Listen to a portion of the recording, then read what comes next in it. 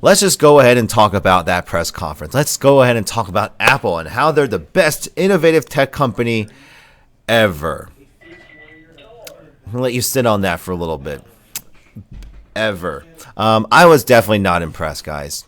It's just evidently they just made this evidently clear that they're just not innovative anymore. I've had so many people come out to me, including my old Apple friends, and a lot of fanatics come to me now. They're saying, well, no, Apple is innovative. You know, they don't release the new tech because they want to release it when it's the best possible tech. So when it's the most refined and everything. I have no arguments against that. No, when they eventually release a tech that everyone else has been doing for the last couple of years, you know, they do it well, or they add a new twist to it, or they do their own little flavor to it. But that's not innovative.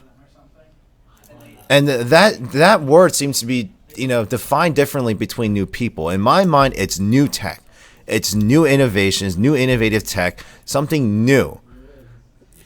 Nothing that Apple has done in the last few years has been new, and that has been made evidently clear during this press conference. Hello, Chris Akelf. What's going on, guys? But no, there's been nothing, and I'm gonna go ahead and just gonna call out the Apple fans. Go ahead and leave me a thumbs down. I don't care. Go ahead and troll my comment feeds because it's so damn true. I don't care about the slick new features of the UI. The operating system's always going to get improved. Every year there's a new iOS with more problems and improvements. That's the one I'm talking about. I'm really all I focus about in innovation. And Cameo Dude has pretty much summed it up. Really, this year in general, there hasn't been really any major innovations from any of the tech companies, including Samsung, LG, and HTC, and all of them. None of them have really pushed the envelope this year, and I can comfortably say that because if anything, all of them just made general improvements on previous tech, made minor enhancements, minor upgrades, added aesthetics. The phones got leather, some phones got metal, etc., etc. Nothing major has come out. You know, I mean, there have been other innovations in like 3D printing and like being able to print bio-organic material. That's the kind of stuff that I want to be talking about soon, eventually, by the way. Actual companies doing really cool stuff that you guys should be paying attention to. Like, you guys don't even realize that we're going to be able to print organs soon, which is insane. I mean, that's the kind of stuff that I want to focus on later on. But for now, I'm going to, per my topic, just talk about Apple. And let's just come out right at the back, guys. The 6S is, once again, it's the iPhone 6 that you should have waited for. They always do this now. It's the 4, 4S, 5, 5S, and then the 6, 6X. It's always the S version is the one that you should have gotten because they make all the minor improvements and then the best camera and the best everything, blah, blah, blah. But the overall phone, nothing's changed. It looks exactly the same. And they're going to charge you more. And by the way, guys, that Apple payment plan is the biggest ripoff ever. Oh my gosh. Well, once again, before you guys come out, you know, with your pitchforks and knives, I understand that not everyone has, you know, $700 to $1,000 to drop on a phone. So I understand that. But that payment plan, it's just like financing a car. I understand why they have it, but it's just like, it's just to help you be able to afford the phone over time. But over time, you're going to be paying a lot more money, folks.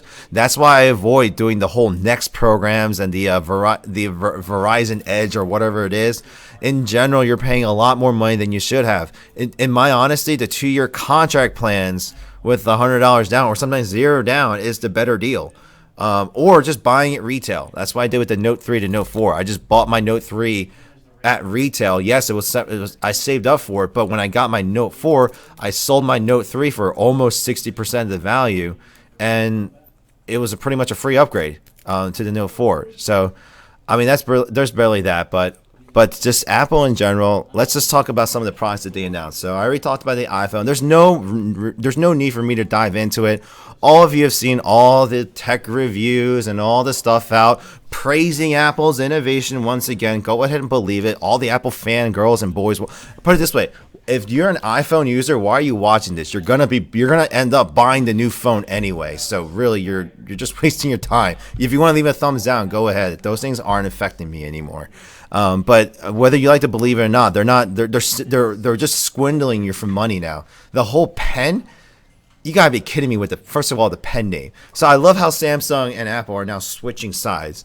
You got Samsung going with the Plus name, and then you got Apple going with the pen name and everything. So it's just the S, Oh my gosh. And I love how if you read the articles by all the tech reviewers out there right now and all the tech channels, they pretty much market the Apple Pencil as pretty much a leap in innovation once again. Oh my gosh, like they talk like no one has ever done it. Ever. And once again, well, I mean, I'm sorry, Samsung has been doing it for a while. Even the Surface Pro has been doing it for a while, and they've integrated their stylus pens very well the last couple of years. On top of that, they don't require a battery, and they're just as precise of anything. I mean, they've always improved the pen functionality with it. So I don't understand why these companies are acting like it's new. Why is it that when every time Apple releases something, it's new technology?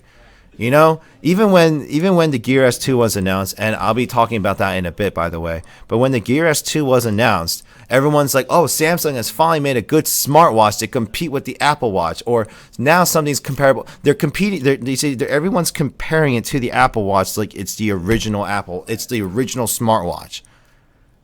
And even when the Apple Watch came out, they didn't actually even compare it to the Pebble, which was technically the first smartwatch in my mind, the first consumer-grade smartwatch, or the Gear S's. None of them actually compared it to the original watches because they just treat Apple at a high mantle, and they treat them like if they don't create it, it's not real. I'm gonna bet you $5 when they finally release Apple VR, no one's gonna talk about the Oculus Rift or the Samsung Gear VR or the HTC Vive or the Google Cardboard 2 and 1 and 2. If anything, that when the Apple VR is going to come out, everyone's going to be like, "Oh, do they make VR too? Oh, do they base it off Apple?" And that's 90% of all Apple users. That might be throwing it off, but almost every Apple person I meet thinks that way, talks that way. Even if I show them that I had new tech years ahead of time. I talked about this in my last podcast. I've gone through, ever since the Pebble, maybe 5 or 7 different smartwatches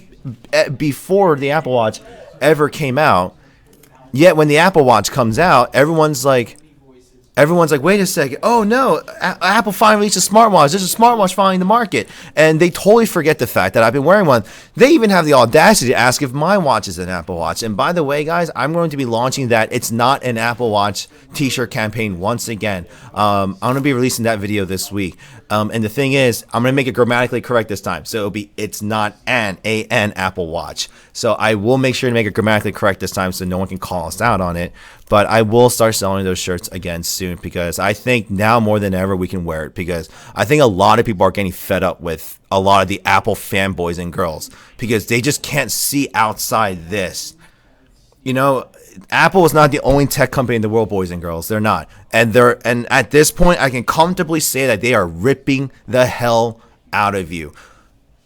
I understand the UI is easy to use. They have an ecosystem. So if you're all about the iTunes interface and blah, blah, blah, that is fine. Then you bought into it. But when you go out and saying that you're getting the best technology for the dollar, you are not. They are repackaging old tech left and right and charging you top premium dollar for it. I mean, it's just like, some of the luxury cars are starting to get a little bit lazy on you these days. It's just like there are other manufacturers starting to bundle in the safety features, all the luxury, the screens, the heads-up displays, and et cetera, for just a little bit more or for a very competitive price, yet the established brand name people will just be like, "Oh, if you want all that, it's another 30 grand on top of the 50." Apple's doing not the same thing. That's a horrible metaphor. I apologize, but they are just just look at their Apple the Pro book, sorry, the iBook, whatever you call it. They made it smaller, fine. That's sort of innovative. Flash base, okay. So all right, battery lasts long, but it can barely run. I mean, it's good for if you want to browse the web. You're spending $1,500 for a glorified web browser, 480p camera. Like, what am I purchasing here? It's just, I mean, the Apple Watch is another great example. Okay, it's the best innovative watch in the world. Doesn't have 3G. Can't barely last a full day on a charge. Yet that is the most expensive watch out there. You want a metal band for it, you're gonna be spending more than triple. You're gonna be spending more than triple the amount than some of the competitive watches that are better than the Apple Watch, but people refuse to see it. Now I'm gonna go ahead and sit here. I'm going to address my Apple fan boys and girls. If you guys are actually watching this, you actually watched it. This part of my argument, get the Apple Watch. If you're still debating on getting a smartwatch, get the Apple Watch if you have an iPhone. If you're going to stick with an iPhone, then there's no point in looking at all these videos. You only have one option. Apple has only given you one option, so get the smartwatch. I mean, it'll get the job done, and I think everyone should have a smartwatch, in my opinion. And so get it. And that's my only thing.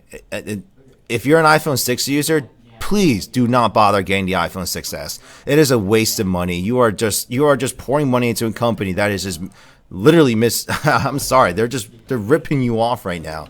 And I feel like Samsung hasn't gone full board that way, but they took a step into the water. But I did play around with the Note 5 and the S6 Edge Plus, and my opinion has sort of shifted. Not 100% yes, but I'll get onto that a little bit better. But will the Gear 2 work on the Apple? Oh, hell no. I'm sorry. Did someone just ask that? No.